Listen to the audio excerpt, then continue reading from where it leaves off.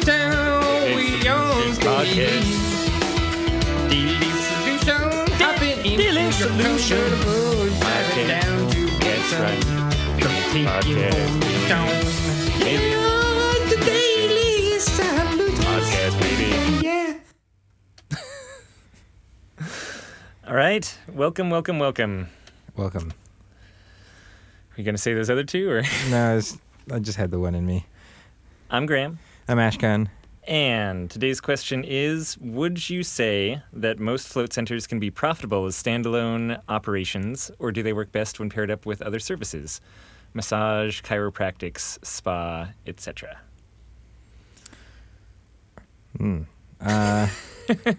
The first part was, would we say that? Would we say that? Oh, okay. I probably wouldn't say that. Wait, what was the question again? You wouldn't say float tanks No, they work? can be. No, they Is can. They can. Sorry, I got distracted by the massage. No, I would say that they work either way. I would hope so, because we run a float center that doesn't have any other services. So if you didn't think that could work, we're in some trouble. Yep. So no, I mean, I would say there's probably a couple caveats to that, like number of tanks that you have and whether or not you want to like get out of the business or you're running this as more of a lifestyle thing and want to be working your business, right? Yeah, I mean, I feel like anything can work if you care about it. You know, like if you're really into massage and you're really into acupuncture and you're really into floating and you're willing to put in the time to do all that stuff well, like that can work. But like if you're really into float tanks and you don't know anything about massage and you're like, maybe I should just throw a massage thing in there too, because that makes sense. Like, I don't know. I feel like that's probably one of the variables that leads to success or failure more than the idea of a float center with multiple services or a single service. Or So anything can not work. Also, anything is can what not you're work saying. and anything can work. And I think you just have to actually like be interested in doing it and be passionate about it. I think so. You know, once you get above 3 float tanks, then I think as a standalone center, that works a little better in my opinion. You know, like especially when you get down to under 3 float tanks, you're talking about 1 or 2 tanks. There's no other services. That's all you're doing is 1 or 2 float tanks. Like Yeah. that.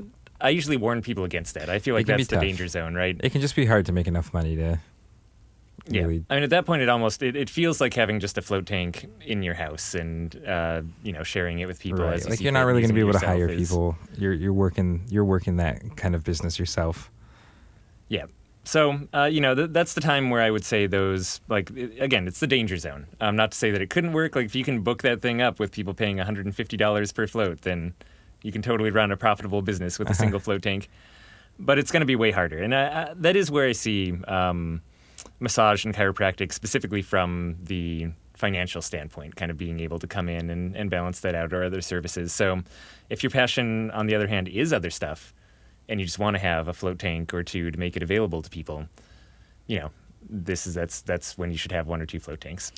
Yeah, and I guess usually the worst float tanks I see out there, commercially operated, are by a place that has like a big, spa with a bunch of different services, and they have like 1 float tank. Yeah. And they generally don't know much about it. Like the staff doesn't know exactly like how to clean it, maintain it, operate it, that sort of stuff. I think I've definitely been to a couple spas where they have a whole number of devices, and this seemed like one of the other things. They're like, oh, cool, I'll buy this float tank and put it in. And Now realizing how completely insane that proposition yeah, was. it's just not. I mean, maybe there's other devices out there that are easier to handle, and they really are just kind of set it and forget it sort of things. But a float tank is not like that. And that's probably like, of all the places I've gone to float around the world, those are the worst float centers I've seen. Is places where like it's just one of a number of services, and they clearly they haven't put a lot of time and effort into understanding it and properly taking care of it. So it goes both directions as well. But those people probably aren't listening to this podcast either, so we can't quite reach them.